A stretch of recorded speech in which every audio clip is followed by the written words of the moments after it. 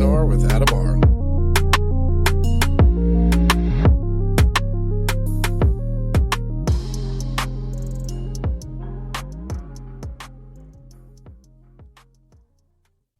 Welcome to 3PNR. I'm your host, Adam R. And joining me for this episode is June Lundgren. June, how you doing? I'm doing great. Excellent.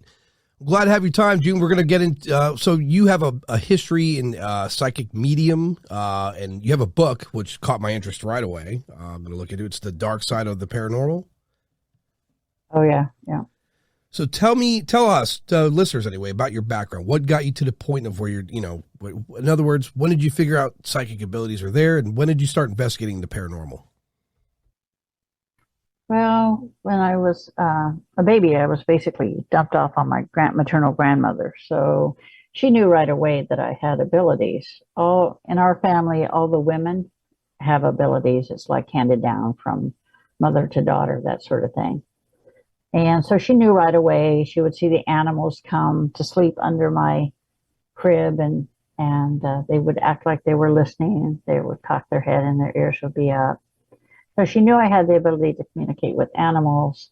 And then as I grew older, I would talk to dead people. She was a psychic medium herself.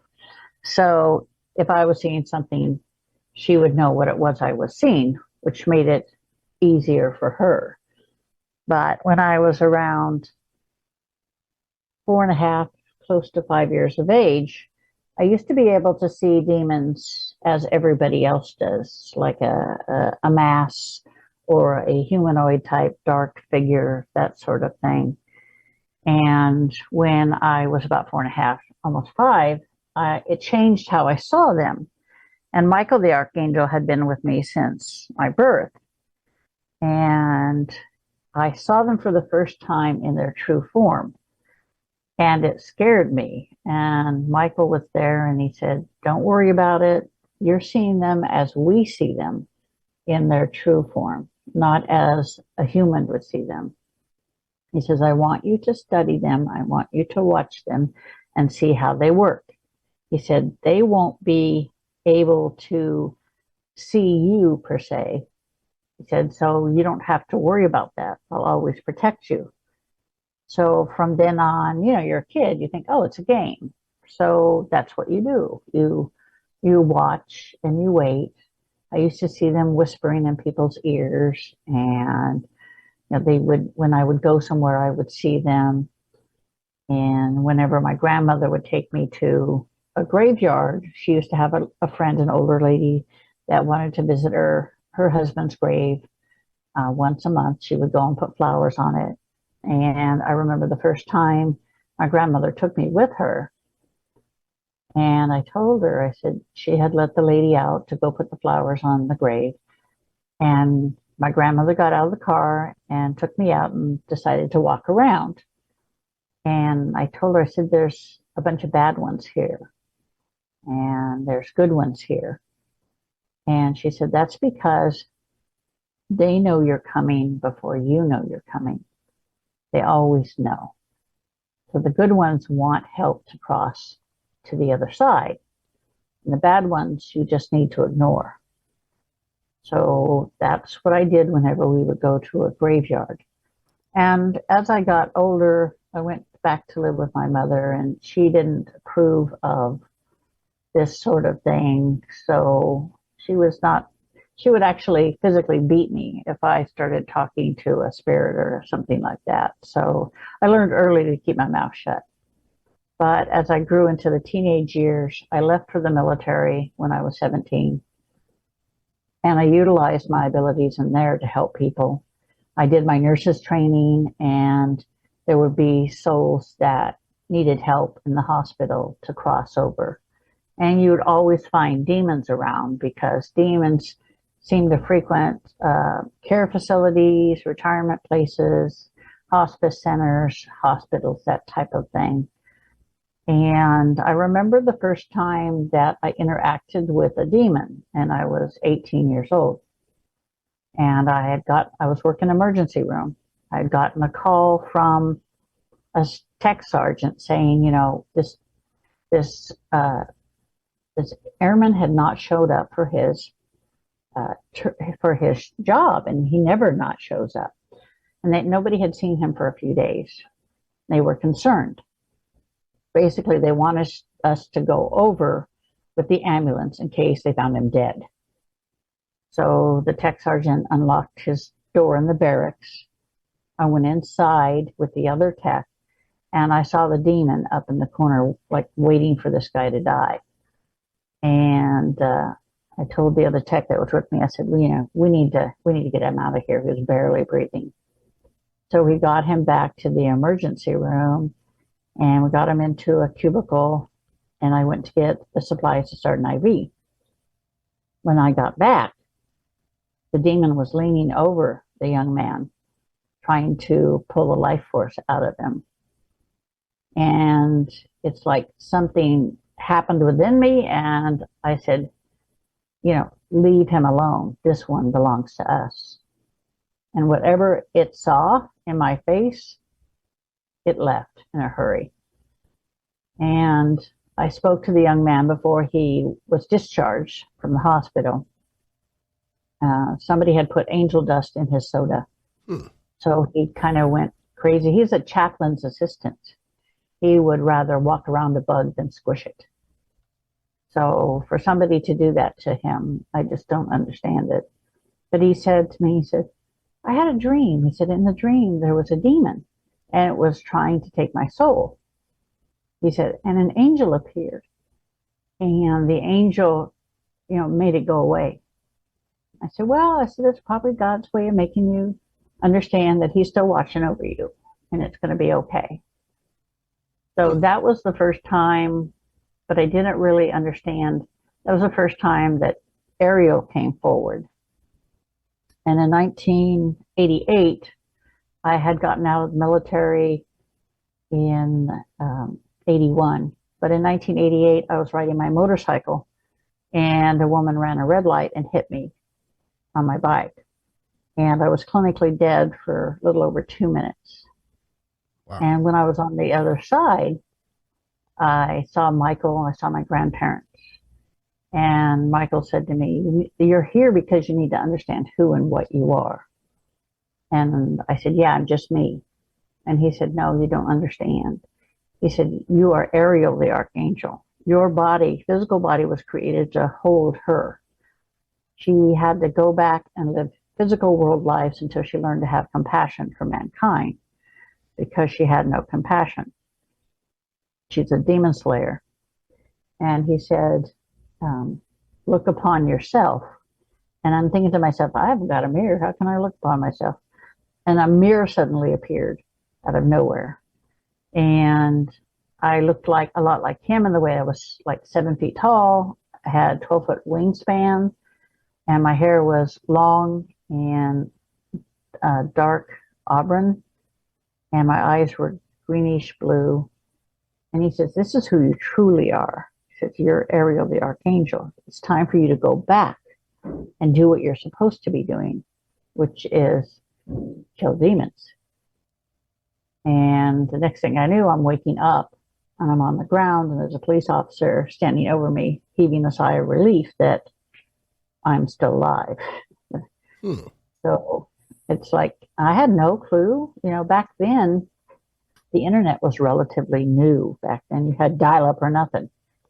Right. And I thought, I have no idea who this is. I have no idea who Ariel is. So I went online, and I started looking for information on her.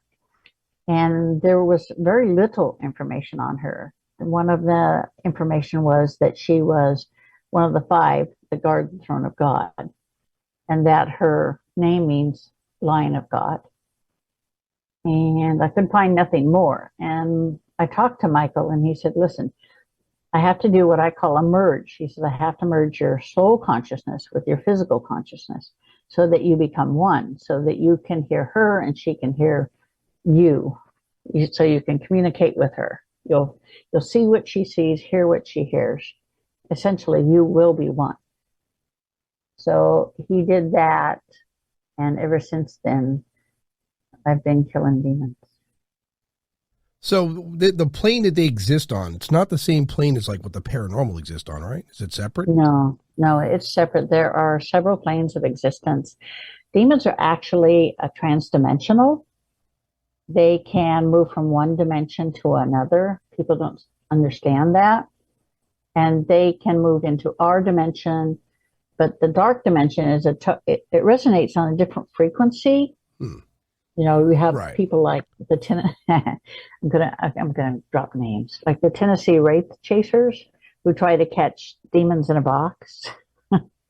It's like you can't do it because they don't understand that demons have different They're frequencies. yeah, they don't from all I'm learning. So, in a nutshell, my part of this podcast, what I do on this podcast, I'm trying to learn more about what's post here, right? Like, Yeah, and right. from all I gather, if you have an interdimensional being like a demon, it's not going to abide by our physics. So trying to Oh catch no, in a box, I don't see no. how that would, I can't grab that. The only way you could possibly, each demon has its own frequency, and demons themselves have a lower frequency than, say, light beings do, or even physical world people do.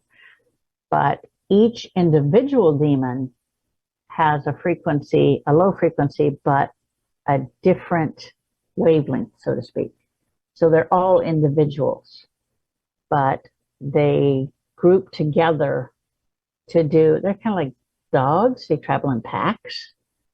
You know, they rarely do you see one that travels by itself. And if it is a shadow person, because shadow person people are a little bit different. They like their own territory. They do not want anybody else in it, not another demon, not another shadow person. No. They like their own territory. And that's all there is to it. But yeah, people don't understand that they're transdimensional. You can see one in one dimension and then it can move to another dimension. So tracking them, you have to understand how to track them. And I can track them, but most people aren't able to do that. Most people aren't able to hear their frequency or anything else. It's quite interesting. When I was on Ghost Adventures and Billy Tully was my camera guy and we were talking and we were off camera and he had this high pitched frequency go into just his left ear. And he just flinched. He says, "What is that?" And I said, "Oh, that's how you humans perceive demonic speech." I said, "That's why you're only hearing it in your left ear, because it's standing right next to you talking in your left ear." Yeah, and everything I've discovered so far about demons and angels and paranormal, one thing I hear frequently is that whether it be science, whether it be ufology, whether it be paranormal, frequencies and vibrations across the board. And Yeah. As you learn about our planet, even the organs of our body, everything vibrates at some sort of Right. frequency, right? It does, So, yeah. because And early people, Christianity, I'm sorry, early Christianity described hell and heaven as being places, where there's clouds, so heaven you look up, and hell is, I guess, in the middle of the earth where all the fire is. yeah, That never computed to me as a kid. I was like, that sounds like nonsense, because yeah, it is. so you have to believe the idea that there's definitely other realms, other dimensions, right? Oh, yeah, there are other realms of existence, and people don't understand that they've only tapped the very rudimentary beginning of what we think of as demons and angels and so on. They haven't a clue as to the other dimensions. It's like people don't understand that there are dragons. I know it sounds funny, but there are dragons that are transdimensional. They travel through different dimensions and they travel through space and these dimensions like they travel on, like if the Chinese dragons travel on the wind. Right. Obviously, there's no wind in space, but that's how they travel. They are immortal. Some of them are older than, the galaxies, and they've been around forever. When Ariel was on the other side, she went to one of the farthest galaxies out, and that's where she met her first dragon. And that was like over 100,000 years ago. Well, one thing I'm learning from science by itself, I am learning that we're experimenting with the idea there being parallel existences here, a multiverse. Right.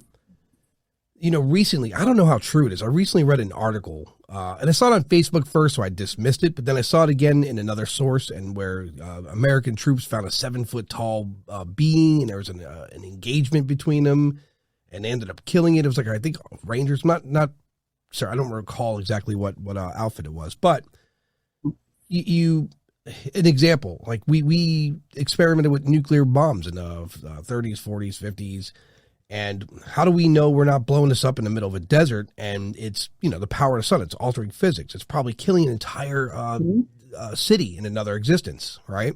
Right. So there's a lot. I mean, I have to make room because I don't know. I don't know the answers. And that's why I get on I listen to everybody. I don't believe in bad information. I try to filter as best I can. Yeah, that's all you can do is filter as best you can. There are different dimensions. People don't understand that people think there's only 12 dimensions. There are actually 27 dimensions. And in each one of these dimensions, I've been through them all. In each one of these dimensions, the beings are different. The inhabitants of them are different. Some are inhabited, some are not, some are of light, some are of dark. I have never found one that is the same as what we have here in our dimension. Yeah, I mean, bear in mind, when it comes to dimensions and what we know, the universe is infinite. It's enormous. Oh, yeah. Planets, black holes, absolutely. galaxies. Yeah, I mean, it's infinite. I mean, the idea of saying that there's people here on Earth, they're like, there's no way there's life out there. Well, how would we know? There's not. We've only been broadcasting for about 100 years, a little over 100 years. It takes 100,000 years for a radio wave to go across just the Milky Way, right? Let alone the vastness of space. That's man's arrogance. It is. It's so when it comes to it, we don't know what exists out there or existed. This is a 4 billion. Here's another thing I was going to ask you. I ask a lot of people. This is a 4 billion year old planet, give or take. Right. Give or take. And if you try to 65 million years ago, there's dinosaurs. There was more oxygen, so larger plants, larger animals. But prior to that, it could very well be that other things lived here. That maybe humanoid, maybe not, but they existed here. And if you try to go back 1 billion years to find out what existed here, good luck. The planet has consumed it. So it's a lot of these darker energies. Because so for me, June, as a kid, I grew up in a Catholic household, and you go to Catholic church and you hear the Bible, and I remember being even a kid like, this sounds like nonsense, like made up shit, right? So I believe in, when I say I believe in God, I believe in an architect. I believe there's a higher energy, and there's very many other energies out there we can't perceive. I don't believe in religion. I think religion's tainted, So religion is man-made. Right, exactly. We took information from, I don't know, allegedly, some guy spoke to a bush that was on fire, which I personally think he was high. And we take this, and did Jesus exist? Yeah, he was real. Historically speaking, he was real. He had great positive messages, but I think we twisted his words. I mean, we've even twisted the way he lived in his life existence. And then when you come to demons and the devil, it's like easily dismissed. And so as we learn this in the universe, we see this in the universe, we see it in nature, we see it everywhere. There's balance. There's always yin and yang. Oh, yeah. Yeah, there has to be balance. Right. So if you believe in the idea of there being a higher power that's created everything, then there's definitely another power that wants to destroy everything. Right. And not even, I don't want to even use the word evil or malicious. It's just nature here on planet Earth. In Florida, great example. Beautiful beach areas and these trees and flowers and animals. And a hurricane will come and destroy it in a heartbeat. Right. So there is things that create beauty, and then there's things that destroy it. There is definitely a balance. Right. So for demons, what's their motivation for them? What, like you see, like for you? For demons, it's different. You have to go back to the beginning. It's like the demons were not always bad. They were not always bad. They weren't. Billions of years ago, we had life on another planet. We were physical beings. And that's where, for want of a better term, God found us. We were primitive, we were warlike, we had a lot of disease, famine, and over thousands of years, he helped us to get rid of famine, get rid of disease, get rid of war. And in the end, our whole pursuit was about knowledge. And we evolved into pure energy over time. And once everyone had evolved into pure energy, then we traveled as a group. We traveled as among the stars. We saw, stars being born, black holes being born, stars burning up. We visited everything we could. We saw sentient beings being conceived and born. We saw worlds being created and beings being created right along with it. We saw everything we could. We saw everything. After a time, we decided, you know what? We've seen everything we can. We would like to be physical again. We would like to have children. We would like to know love. We would like to, live and die. And there was a faction that said, no way, this is not what we want. We do not want to be subject to growing old, disease, pain, suffering. We don't want to have anything to do with that. And Lucifer was the leader of this group. And it was about a third of the souls that were up there. And so that's what started, quote unquote, the war between heaven and hell. Once it was over, Lucifer was disarmed by Michael and his son was disarmed by Ariel. And God said, I'm going to give you exactly what you want.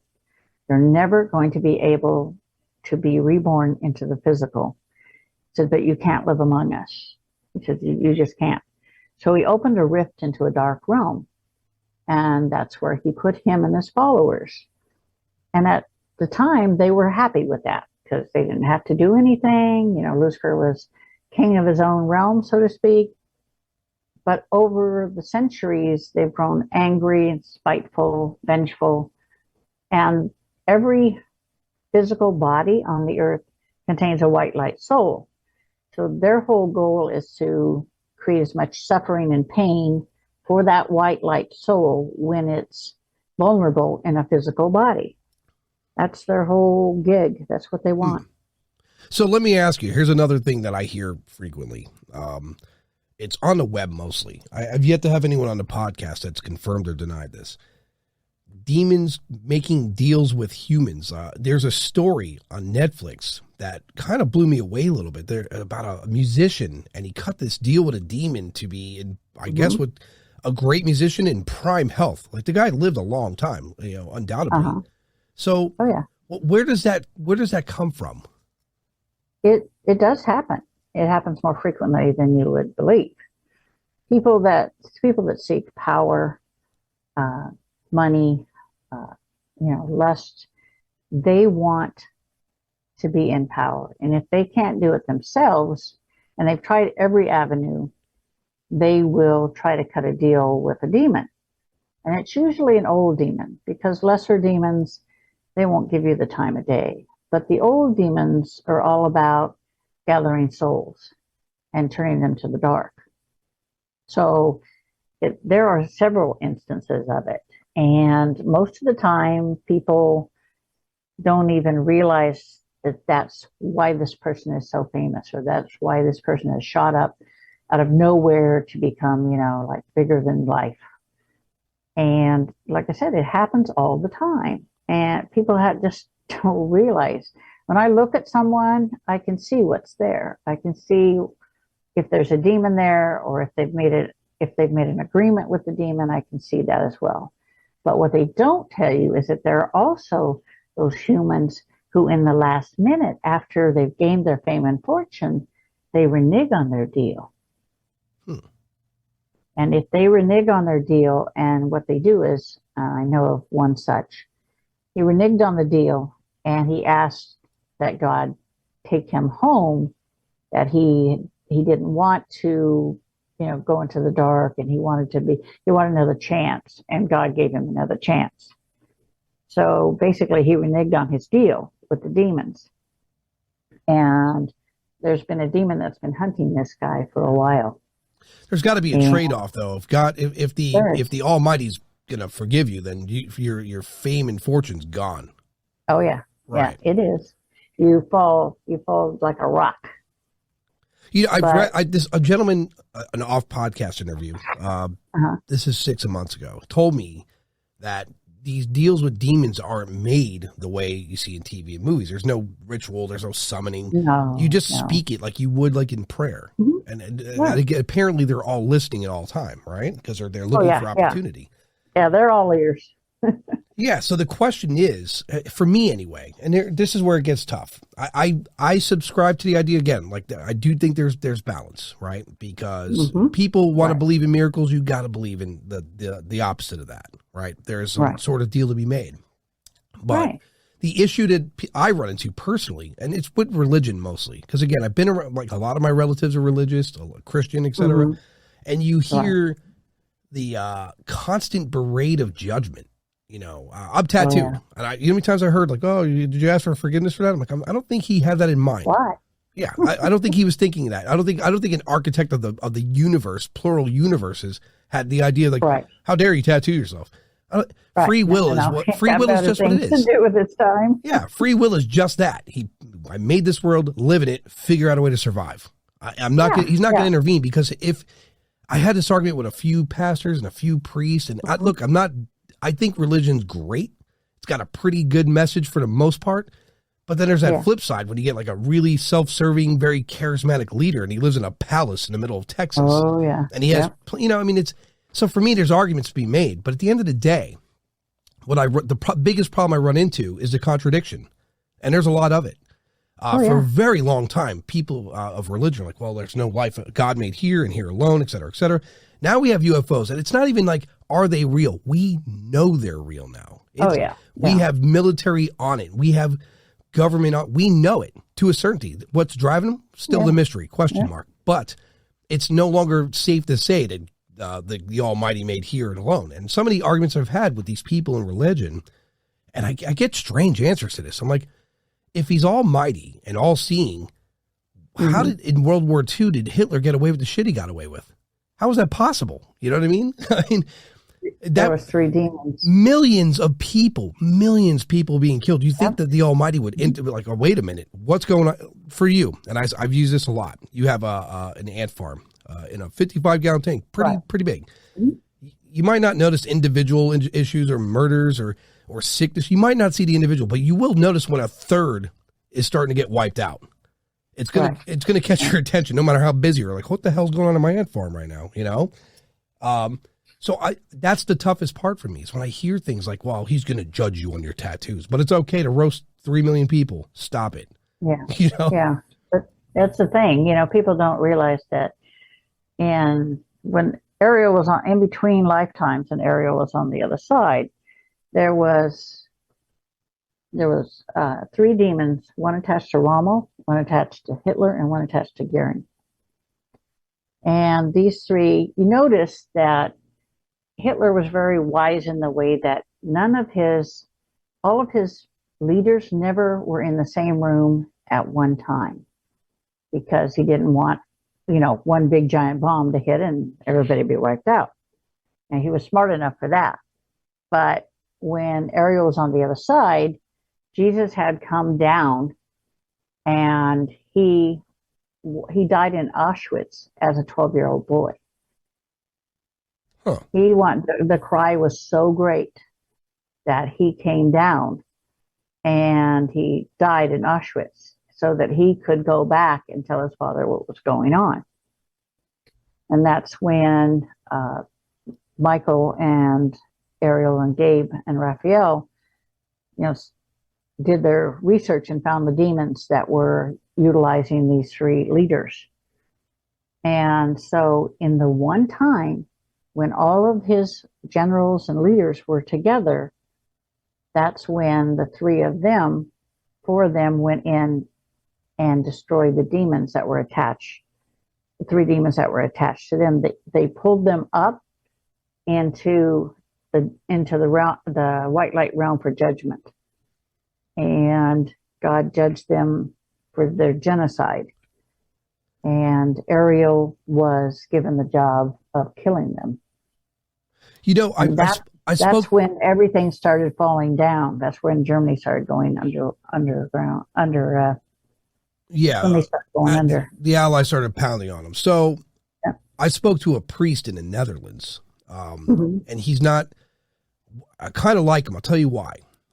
He disregards the Bible. He studied it his whole life to become a priest. Now Theology. Yeah. and I'm not going to say his name. I'm going to protect his privacy, but he was disregarded by the Vatican and et cetera. And he, you know what he told me? He's like, in all the research I've done, it appears to me there is no power that can intervene directly with man. This is a large chess game. It's being played at the subconscious level, right? He's like, if you've witnessed these people like Hitler, for example, where they get great power and their goal is to eliminate human life at a large rate in the name of some blah, blah, blah. He's like, there's always going to be another power that's influenced. So it's a game of influence being played on a large scale globe, right? Like the chessboard. And by everything he told me, and I asked him, like, well, why aren't you not more public with this? Because I don't even like religion, but I can subscribe to what he's telling me, because what he's saying is very balanced. And if you consider, think about this, he's like, picture demons, angels, and other beings like politics. Most politicians aren't up there demanding something; they're influencing people to believe something, whether it be true or not. Right? It's a real big game of manipulation, and that's what I think is being played out. And even he said, with 52 years of studying this, he said the same thing. He goes, I don't have the exact answer still I don't. But from all I've learned, this is what it appears to be. He's consulted psychics. He's went way out of the box what normal priests would do. And then he even touched on extraterrestrials. He's like, everything that has life in it was created from an energy source we know as God. Unfortunately, calling it God strange, because it has no name. It's just an architect of all. It's a greater consciousness. Right. So I listened to what he and that guy made me think. I had to sit down and really think about what he said. I'm like, wow, it's exactly that. It's a politician for one camp and a politician for another camp, and they're influencing and manipulating the people to pull them to teams. And that it's really, it's crazy to think that. You stop and think about it. Okay, so the demons have been basically living among on the physical world among the living. And so they've learned how to manipulate us. They've learned what we want. They've learned how to put thoughts into our head, how to motivate us. And they've learned that you need to go to, like the Pope has a demon attached to him. And there are other leaders, world leaders, that have them attached to them. But the thing is, what greater way to influence people than to have someone who has a large following, a large influence? Yeah, major polarizing figure. Yeah. You can do so much. You can turn them into sheeple and make them do what you want to do. And that's the sad thing, is people don't see that. My new book, my latest book called Demon Seer, The Awakening, it talks about that. It talks about how they're influencing us, how we don't even realize that they're influencing us. But people don't want to see that. They don't want to hear that. Religion is man-made. It's our answer to putting a square peg in a round hole. Right. And God said, we were having a conversation one day, God and I, and he says, people always say, why are you punishing me, God? Why are you, being mean to me? Why have you forsaken me? He says, you know what? He says, I don't have to do anything to you. He says, you're pretty good at screwing up your own lives and screwing your own self over. Yeah. It's the word evil is, it runs wild in our vernacular. It's just all through our vocabulary. It's the default. We can utilize better verbiage like negative and positive. In other words, Right. If you go to a restaurant and the food's bad, you had a negative experience. If it was great, Right. you had a positive experience. The good and Mm-hmm. evil thing is it's what happens is it allows people to judge people by these words. Mm-hmm. You're Yeah. evil. Rather than saying I'm having a negative experience with this person, separate yourself from the person. Don't sit there and pass judgment and Right. try to pray over them and explain to Right. this person where they're going to be going if they don't change. You had a Yeah. negative experience, move on, or you had a positive Yeah. one. You know, Exactly. Let go of it and move on. And, you learn from the experience. My son asked me one time. He said, "Mom," he said, "I bet you know the meaning of life." And I said, "It's quite simple." I said, "We come down here from uh, the etheric plane to live physical world lives in order to experience things that we've never experienced before. It's like," I said, "there's three things that's set in stone: the time we come in, the time we leave, and the method in which we leave. Everything else is free will. So if you have somebody that decides, oh, I'm going to come down, I'm going to be born January 2nd, and I'm going to come down, I'm going to be a doctor, and I'm going to die being hit by a truck. Hmm. And you're thinking, what the heck? I mean, what kind of idiot wants to die of cancer or be hit by a truck or a train or whatever? But on the other side, there's no concept of pain, of the pain that you're going to suffer being hit by a truck, or the pain and suffering emotional of the people you leave behind. And you don't know the circumstances surrounding that departure. You're going to get hit by a train, but you don't know who's driving the train. You don't know when it's going to happen. You don't know if you're going to be in a car, if you're going to be standing on the track, if you're going to be with somebody. You have no clue. In speaking to that priest from the Netherlands, there was a song that popped in my head as he was describing the influence. Right, there was it's "Sympathy for the Devil" by the Rolling Stones. That, for whatever reason, I heard that song in my head as this guy was explaining this to me. And then I take a step back and I look at people. I swear to you by this. I know people personally that they believe in this word rapture, which I find later on in research doesn't even exist in the Bible. It was a Dutch Welshman who had a theory based on what he read from the Bible. And but that being said, there are millions of people that believe that this rapture is coming. They wholeheartedly believe in this concept, this theory. And that's because one person developed this theory from reading through the Bible. And how powerful is that? That millions of people completely subscribe to it. And then on the flip side of the note, people want to believe in it, right? Yeah, because it's at the end of the day, that's millions of people questioning their mortality. Like, where do I go after here? It's insanity. So, flip side, there are millions of people that they look to demons for like these deals and et cetera. And the thing I have the hardest part understanding through all of this is why do we not try to just better ourselves? Why do we not try to, as an individual, raise yourself to a more positive existence rather than going to these supernatural existences for some sort of answer? I remember being a kid and praying about things. And I would always say, like, did I do something wrong that you're ignoring me? It wasn't until I was like in my 20s, like, what the hell am I doing? Like, what am I even speaking to? And hypothetically speaking, I am speaking to the source. I'm calling out to it.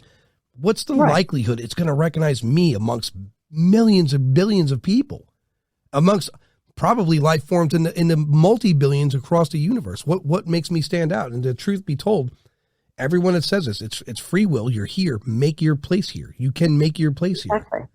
Exactly. It's a scary thought. The way my grandmother raised me is like, you work hard for everything you get, and you keep positive, and if you get in you get out what you put in. If you put in, it's kind of like, okay, playing with a Ouija board. If your intention is to hook up with a demon, then that's what you're going to do. If your intention is to hook up with grandma, then that's what you're going to do. It's all about the intention. One of the things I learned when I was on the other side is that in their world, in the dark realm as well as the light realm, thought becomes reality, and it is the intention behind the thought that gives it power. So if your intention in this world is to do good and to not hurt anybody and to do the best you can, that's all you can do. Right. It's like looking at the Ouija board like a gun. If you bought the gun to have in your house to protect, that's a good intention. If you bought it to go kill people, so at the end of the day, it's not the gun, it's the person and the train of thought. It's the person behind it. Yeah. Right.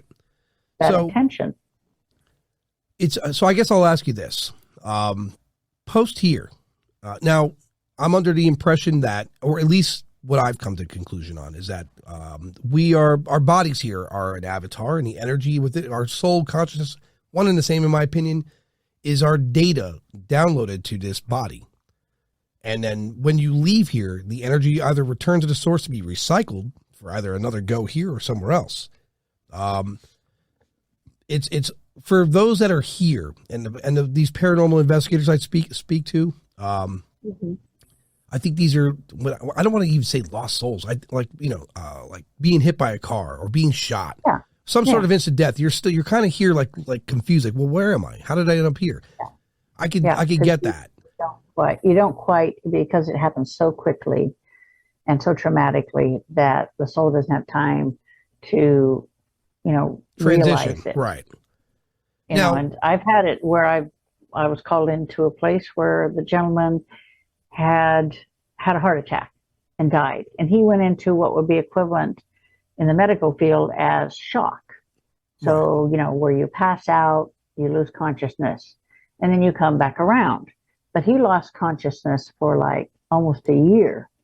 And when he came around, he didn't realize he was dead until he tried talking to his son and his daughter-in-law, and nobody could see him.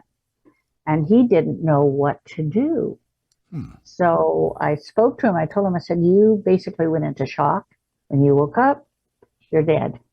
And he missed, because if you do something like that, you miss the light, the tunnel, go to the other side. And I told him, I said, that's what happened. You missed the plane, so to speak. I said, I can create a white light tunnel for you to go home. And I did, and he left.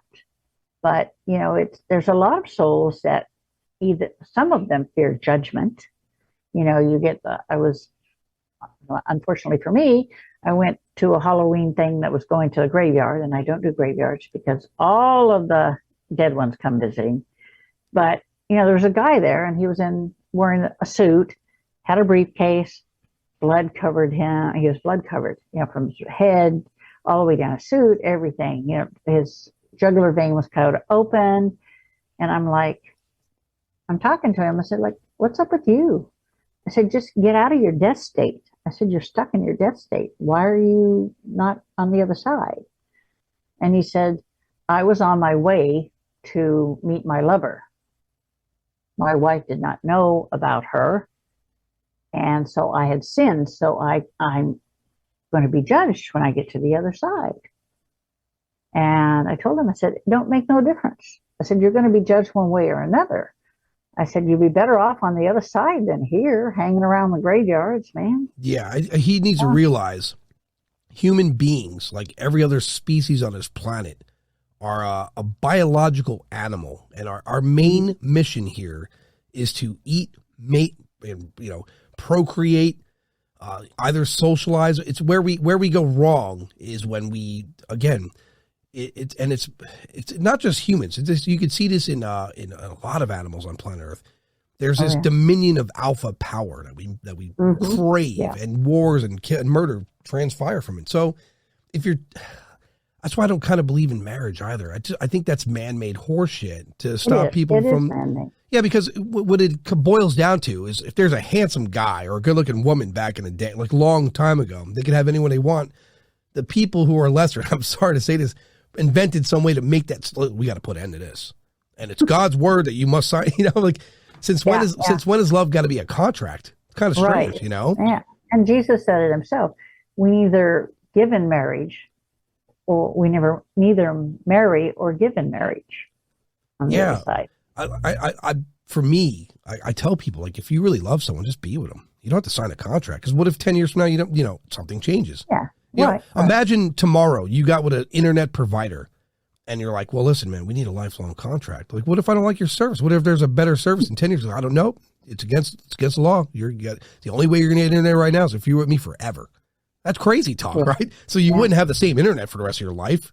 Right. It's unfortunate, though, that in some circumstances, if you don't have that little piece of paper, you're screwed. I have a friend that I'm very close to in England, and her husband died suddenly, and they had been married for 25 years, and they had been living together for 25 years, never married. So she got cheated out of his life insurance. Yeah. And any other benefits. They should have got with an attorney to specify that language. Or that's how. So for people listening, if you want to be in a long-term relationship and you want life insurance to apply to that person you care about, it doesn't require marriage. It requires a good attorney and good literature. Yeah, and he's 59 years old. You're not going to think you're going to drop over a heart attack. Yeah. She was only 45. I mean, that's the last thing on their minds. That's kind of like car insurance. You pay every month forever. Oh, yeah. If you pay your car insurance for the next, 30 years, you never go to a car accident, did they give you anything back? No. What percentages, deals? They might, we're going to cut your premium down. No, you don't see any of that money ever. It's basically gone forever.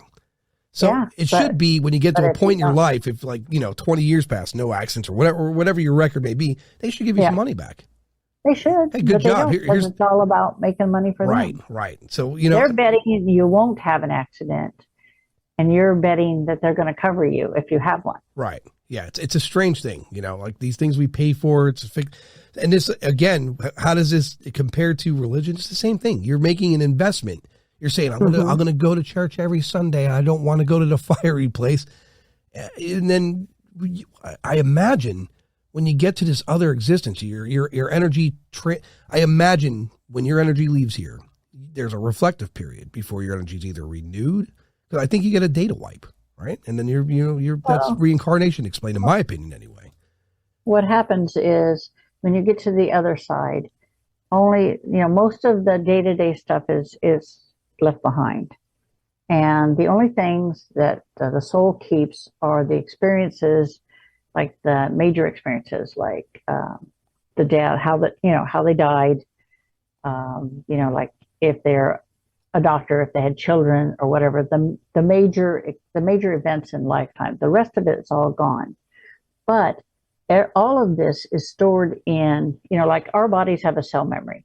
The soul has a cell memory, and it's stored there. That's why people have, people talk about the Akashic records and stuff like that, but it's really not books that you look into. The experiences are kept in the soul. And contrary to popular belief, the soul is not perfect. We're as flawed as we are down here. And, if you want to hoard on to, how you died being strangled to death, or I've had people that have, like in this lifetime, they have problems with I've always had neck pain. One guy's always had back pain at L5, S1. And I looked at him, I said, well, you know why you have that? He's had it since he was born. I said, that's because it's from your past life. I said, you were speared as a Roman centurion there. That's why you have that pain constantly, and there's no reason for it in the physical right now. I said, there's a lot of people have that. My husband, his last lifetime, he drowned on the Arizona. He had, when he was born in 1945, he had, from the moment he was born, he had an absolute fear of drowning. Never once even slipped in the bathtub. But one night he had this dream, 3 nights in a row, that he was aboard the Arizona. He said he was down below decks in the rec room. He said, I'm walking through water like I walk through air. He said, and the big topic of conversation is, why didn't they come for us? Because they entombed those men's bodies down there. He said, and the next thing he knows, he's up on board the monument, and he's running his finger down until he finds his name. When he finds his name, he wakes up. And he said to me, can you get me a list of the men that died on the Arizona? And I'm like, sure. 18 pages. And he looked through them and he says, "This is me. This is who I was." His name in that lifetime was Raymond Arthur Roby. I named my son after my grandfather, Ray Arthur. But this is a man, if you can't touch it, feel it, or see it, it doesn't exist. He's an auditor. He's very left-brained. And some of the things he's seen being married to me and experienced, it's opened up a whole new world for him. So it sounds like some of the data from his previous life was still attached to his energy. Because he came back really fast. You figure he died in 1941 and you were reborn again in 1945. That's 4 years. That's practically nothing. Right. So all that held over. You know, then what about people like me, really attached to who we are, our identity, right? This is, I enjoy the many nostalgic memories I have and all the experiences. And maybe I don't want a data wipe. Maybe I want to stay being me. You know, I wonder how many of those people stay behind. They're so attached to this. Yeah, a lot of the people that you find with the spirits that are stuck here in the physical world, they're waiting for somebody, either they're waiting for their other half to cross and they're waiting for them, or they're nasty in life and they're going to be nasty in death, or they've got these things that they haven't finished doing, or they're trying to seek revenge on somebody for their death or for something else that they did to them. You know, it's rarely is one just here just for the hell of it. Right. I don't know. For me, it's tough because, you know, I don't live by the promise of a greater existence post here, rather than I really like here. And I want to, if I was given the option, you know, you're going to die, what do you want to do? Well, can I travel? Yeah. Can I travel the universe? Can I learn about other planets? Can I learn about, you know, all this, not even going to say the word secrets, just the unknown. Could I just go travel and know, you know? Yeah, you could. And then there's this other idea people have that when you go to the other side, your relatives are there and everyone you knew. And I start thinking about, you know, humans have been around quite a while now. Oh, yeah. What is the population of this other place? I mean, not that space would matter in another realm because, you know, the vastness of the universe. Trillions. When you go over there, when I went to the other side, it was quite interesting because when you go there, you can hear every single soul that is in existence. But it's like a murmur in the background. And above all that are the beings that you're, like my grandmother and grandfather that were there and Michael. But behind that was this greater consciousness that was, it was all consuming. And it's, you know, for want of a better word, it's God, you know, and everyone is connected on the other side to this greater consciousness. So it's quite interesting because if you think of someone, you can hear that person. If you say, well, I'd like to go to Miami today, you know, and next thing you know, you're in Miami because thought becomes reality on that side. People don't understand, you know, how can Michael, the Archangel, be in a million places at the same time? Because there's no distance on the other side. Right. Time, space doesn't operate the same way. Yeah. It doesn't exist. So let me ask then, let's say there's some psychics out there, more notable the ones on TV, where they're speaking to relatives that have been gone for quite a while, some years. Right. And some lady's like, well, I want to talk to my mom again. And can you? So anyway, I seen this guy on TV. It's like the 2000s. And I remember being then, as a kid, I was like thinking, this guy's got to be full of shit. Because their energies by now has transformed or transcended. But he's talking to these people. And then you got to consider this guy's probably got money and resources, can very easily have someone vetted in pretty real time. Right.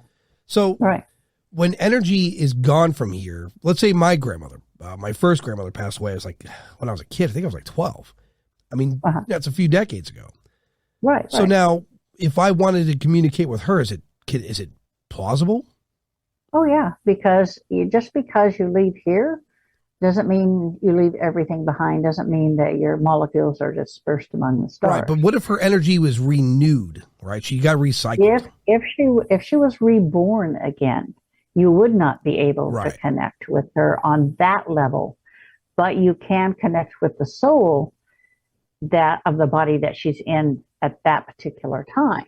It's quite easy to do, not only with humans, but with animals as well. I've had, like, I lost my Springer in August, the first part of August, and she had been reborn to me 3 times. And I see her all the time, and she's like, I'm not ready to come back yet. I'll let you know as soon as I am. And then I've seen their souls leave the body. I've seen the souls come into the bodies. You know, I can connect with them, even though, like say my son dies and he's reborn as somebody clear across the world. I would know when his soul has been reborn, and I could connect with it that way. I don't have to physically see the individual. The way I'm picturing this in my mind anyway, and this is how so for me, I have no experience with any phenomena whatsoever. I'm just really interested in the subjects. Right. But so what I end up doing is I try to, in my mind, so when you're telling me things like the priest was telling me, I'm imagining something that's more plausible for me. So what I hear is there's millions of computers on planet Earth, and the data from a specific piece of information you're seeking out is coming from a source, right? There's a source of the internet. Right. Say a mainframe system. Right. Yeah. So now I'm viewing, I'm viewing people, like, so their energy went back to the source, they get renewed, they're in a new computer somewhere. But the data for that individual is still at the source. So you could maybe tap the source to communicate with its data, not per se it. Right. You can't, well, it's not inanimate. So it is really live. Right. You talk to, like, my grandmother. My grandmother's been gone since 1979, and she doesn't want to come back. I talk to her quite a bit, and the longer they're on the other side, the less likely they are to remember, you know, what her and I did or whatever. Right. But if you keep in constant contact with someone in the physical world, all those memories are retained. Like when I talk to my grandmother, it's like all the memories are retained. She remembers, you know, when I was a kid, she remembers, you know, the last time I saw her, everything. As long as you stay in connection, then that doesn't fade. But if you die and you go to the other side and nobody talks to you, you're not hanging around family or friends or anything like that, then a lot of this stuff is going to fade because names are not important anymore. And the death or the way you died is not important anymore. You don't feel pain. You know, a lot of people say, well, you know, Michael, I'm sad or I'm upset, and Michael knows how I feel. I said, no, he doesn't. You don't understand. He understands the concept of love. He understands the concept of sadness, anger, all of this. But he doesn't, it's been so long since he's been physical that he really doesn't know the feeling itself. Yeah, that makes sense because there's nothing to reference to. Right, exactly. Yeah, so by understanding the concept, it's like people, an example there be, there's people that work for NASA. They have a great idea what these exoplanets are like, but they've never really been there, so they can't speak to it. But they have the concept. Exactly. Yeah, I get it. Yeah, and Michael has told me time and again, he says, I understand the concept of how they feel. He said, but I don't feel that unless I'm right there with them. If he comes and visits me quite often. And so if I'm sad or I'm upset or something like that, then it hits him full force. And he understands and he feels that. But when he's on the other side, all that is like, you're on one side of the Grand Canyon and I'm on the other side of the Grand Canyon. You know I'm there, but you can't hear me and I look like an ant, you know? Right. So it's tough for people to kind of, so for me, again, I always try to explain things away the best I can. If your energy, so in other words, if your energy's not here, you lose the data that's here that's attached to it, right? You understand? Right. Well, yeah. After a while, you retain it for a short period of time. You retain it longer if you're in constant contact with someone in the physical world, or say you ascended and you come back and you're hanging out in the physical world. Not as a ghost, but as an angelic being. Then you retain all that. But if you ascend to the other side and you don't stay in touch with anybody here in the physical world, you're going to lose all that. Yeah, because for humans, most of our emotions are chemically driven. Right. Behind the thought, so you could start watching a movie and be in a fantastic mood, and then something in the movie tragic happens, and our response to that is we took the information and what just happened, and internally we're having a chemical response to it, whether it be sadness or joy. Right. Same with music. If you listen to sad music, you're going to feel a bit of. So we have chemical responses. When you're in that other plane, the chemicals are no longer there. The concept's there, the understanding of it's there, but the actual chemical reaction of sadness and happiness, that's it's eliminated because you're an energy force. Right, exactly. And people just don't understand that. And I try to tell people, but a lot of people don't want to hear it. A lot of people just don't want to hear that, no, Michael doesn't know how you feel. Hello. They don't want to hear that. They want to hear that Michael knows exactly how they feel and sympathizes, and he's sad because you're sad.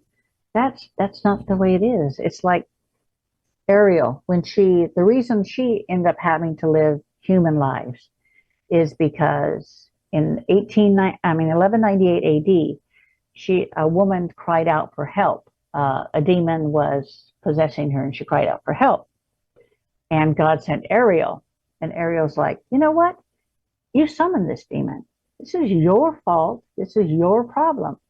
And so she reached in and she ripped the demon out of the woman's body, and the body died, and the soul ascended. And God got pissed and said, you know what? This isn't the first time this has happened. You have no compassion for mankind. And it's like Ariel tried to argue with him and say, listen, you know what? She summoned the darn demon. She made her own bed. She needs to live with it. And she calls us for help when she's the one who summoned it in the first place and made the deal with it. Look what they do with life. She went on a roll. She's like, look what they do with life. Yeah. All the life you give them, and this is what they do. She had no sympathy. It's taken her 131 lifetimes to learn sympathy. Wow. This is her 131st life. Yeah, it's just like one of the things. So again, to refer to that priest, one of the things he banks on with demons is that demons know that the architect, or as we call it, God, is just busy, and it makes it easy for them to make influences amongst people. Right? It's hard to see the individuals. So I imagine that's why there's angels for proxy, because you're the architect of everything. How could you possibly have the time to hear an individual? It's just not possible. So you have to make many proxies. That's why there are over 300,000 warrior angels in physical form in the world today. That's got to be for here. And over 3 million of them walking the earth in spiritual form. It reminds me of that movie Constantine. Remember with Keanu Reeves? Yeah, he got some of it right. Yeah, that made me think of that like right away, because there's that guy in the he was working in the liquor store. He was a clerk. Yeah. And he aimed in he saw his wings. So it made me think of that straight away. Yeah, he's a warrior angel. Yeah, see, that's the thing. People don't understand. They're walking among you. You just don't get it. Right. I mean, there are 7 of us archangels in the world today, and I know where they all are. I've been in connection with all of them. Because they need to understand who and what they are. Human beings are funny. We are a funny species.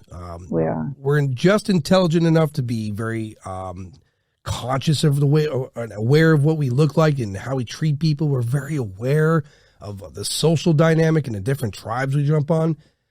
Yet, when it comes to that part of your life where you're questioning mortality, that's where everything changes with people. You ever notice that? Like most people with 3-letter acronyms on their deathbed would want to confess, here's what happened with Kennedy or the UFOs.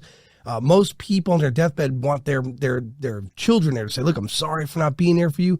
It's only there that they come to that conclusion, not through life itself. Only at that moment. You know what they say? There are no atheists in the foxhole. Truth. In the end, everybody finds God or whatever, saying, I screwed up, forgive me. You've been an asshole all your life. and at the last minute you're trying to seek, Right. comfort, Absolution. repentance. Yeah.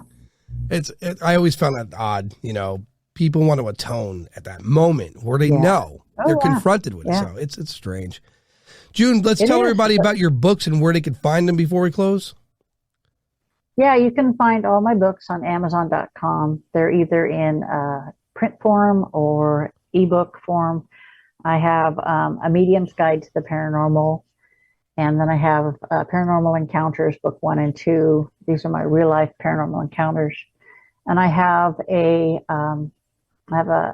romance, a paranormal romance called At a Time. I have a fantasy book called Demon Seekers: The Journey Begins. The second in that series is due out in December, Demon Seekers Into Darkness.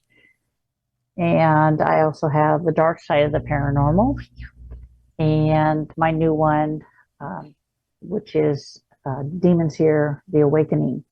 But I also have 2 children's books that I wrote years ago, and they seem to get good reviews. One called Petal's Golden Wings, and the other one's called Susie's Big Adventures.